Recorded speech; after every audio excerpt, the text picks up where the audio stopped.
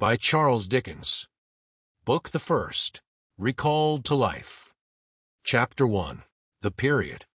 It was the best of times.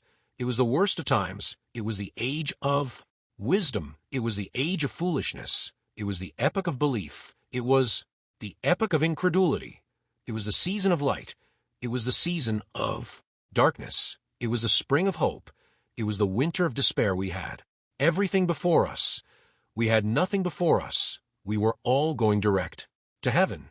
We were all going direct the other way. In short, the period was so far like the present period that some of its noisiest authorities insisted on its being received, for good or for evil, in the superlative degree of comparison only. There were a king with a large jaw and a queen with a plain face on the throne of England. There were a king with a large jaw and a queen with a fair face on the throne of France. In both countries it was clearer than crystal to the lords of the state, preserves of loaves and cheese, that things in general were settled forever. It was the year of our Lord 1770 V. Spiritual revelations were conceded to England at that favored period, as at this. Mrs. Southcott had recently attained her the 20th blessed birthday, of whom a prophetic private in the Life Guards had heralded the sublime appearance by announcing that arrangements were made for the swallowing up of London and Westminster. Even the Cock Lane ghost had been laid only a round dozen of years after rapping out its messages, as the spirits of this very year last past, supernaturally decent in originality, rapped out theirs. Mere messages in the earthly order of events had lately come to the English crown and people from a Congress of British subjects in America, which, strange to relate, have proved more important to the human race than any communications yet received through any of the chickens of the Cock Lane brood. France, less favored on the whole as to matters spiritual than her sister of the Shield and Trident, rolled with exceeding smoothness down hill, making paper money and spending it under the guidance of her Christian pastors. She entertained herself, besides, with such humane achievements as sentencing a youth to have his hands cut off, his tongue torn out with pincers, and his body burned alive because he had not kneeled down in the rain to do honor to a dirty procession of monks which passed within his view at a distance of some FTY or 60 yards. It is likely enough that, rooted in the woods of France and Norway, there were growing trees, when that sufferer was put to death, already marked by the woodman, fate, to come down and be sawn into boards, to make a certain movable framework with a sack and a knife in it, terrible in history. It is likely enough that in the rough outhouses of some tillers of the heavy lands adjacent to Paris, there were sheltered from the weather that very day rude carts, bespattered with rustic mire, snuffed about by pigs and roosted in by poultry, which the farmer, Death, had already set apart to be his tumbrils of the Revolution. But that woodman and that farmer, though they work unceasingly, work silently, and no one heard them as they went about with mute tread, the rather, forasmuch as to entertain any suspicion that they were awake was to be atheistical and traitorous. In England, there was scarcely an amount of order and protection to justify much national boasting. Daring burglaries by armed men and highway robberies took place in the capital itself every night. Families were publicly cautioned not to go out of town without removing their furniture to upholsterers' warehouses for security. The highwayman in the dark was a city tradesman in the light, and, being recognized and challenged by his fellow tradesmen whom he stopped in his character of the captain, gallantly shot him through the head and rode away. The mall was waylaid by 7 robbers, and the guard shot 3 dead, and then got shot dead himself by the other 4, in consequence of the failure of his ammunition, after which the mall was robbed in peace. That magnificent potentate, the Lord Mayor of London, was made to stand and deliver on Turnham Green by one highwayman who despoiled the illustrious creature in sight of all his retinue, prisoners in London jails, fought battles with their turnkeys, and the majesty of the law read blunderbusses. In among them, loaded with rounds of shot and ball, thieves snipped off diamond crosses from the necks of noble lords at court. Drawing rooms, musketeers went into St. Giles's to search for contraband goods, and the mob read on the musketeers, and the musketeers read on the mob, and nobody thought any of these occurrences much out of the common way. In the midst of them, the hangman, ever busy, and ever worse than useless, was in constant requisition, now stringing up long rows of miscellaneous criminals, now hanging a housebreaker on Saturday who had been taken on Tuesday, now burning people in the hand at Newgate by the dozen, and now burning pamphlets at the door of Westminster Hall, today taking the life of an atrocious murderer, and tomorrow of a wretched pilferer who had robbed a farmer's boy of sixpence.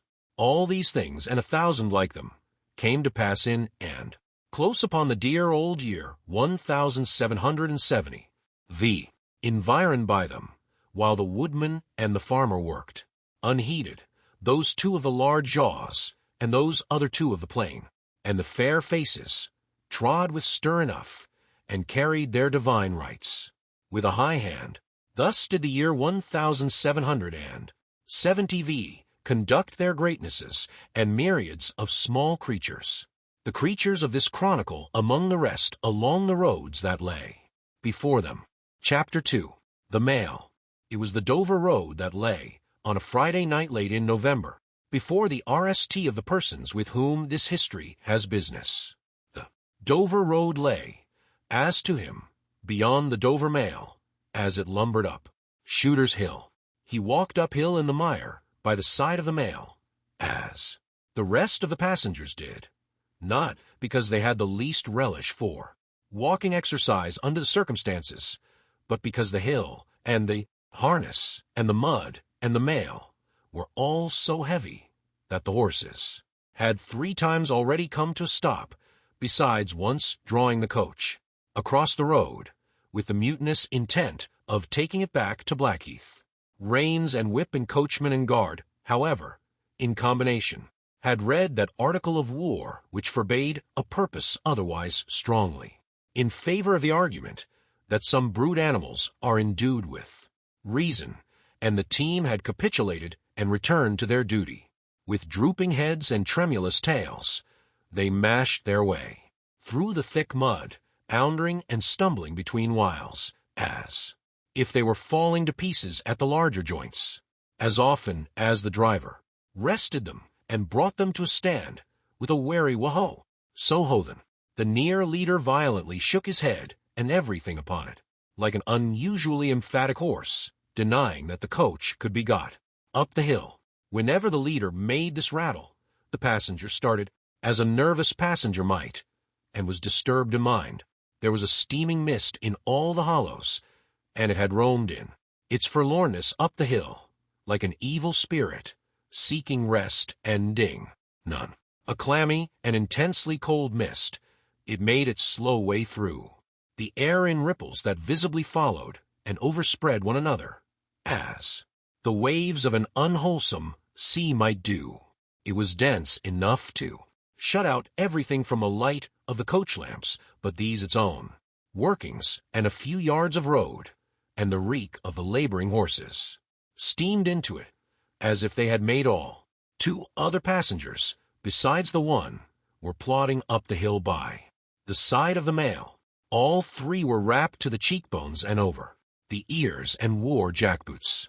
Not one of the 3 could have said, from anything he saw, what either of the other 2 was like, and each was hidden under almost as many wrappers from the eyes of the mind as from the eyes of the body of his 2 companions.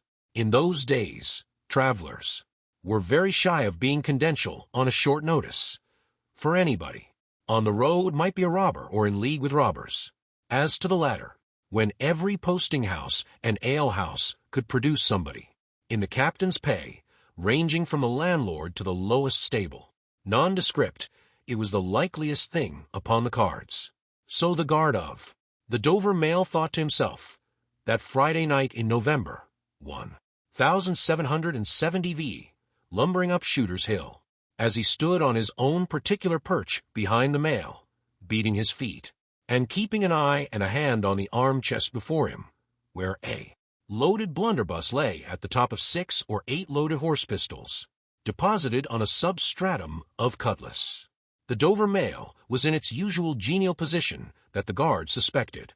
The passengers suspected one another, and the guard, they all suspected everybody else, and the coachman was sure of nothing but the horses, as to which cattle he could, with a clear conscience, have taken his oath on the 2 testaments that they were not for the journey. Oh, said the coachman, so, then, one more pull, and you're at the top, and be damned to you, for I have had trouble enough to get you to it, Joe. Hello. The guard replied, What o'clock do you make it, Joe? 10 minutes. Good, past 11. My blood, ejaculated the vexed coachman, and not a top of shooters yet. Yeah, get on with you. The emphatic horse, cut short by the whip in a most decided negative, made a decided scramble for it, and the 3 other horses followed suit. Once more, the Dover Mail struggled on, with the jackboots of its passengers squashing along by its side.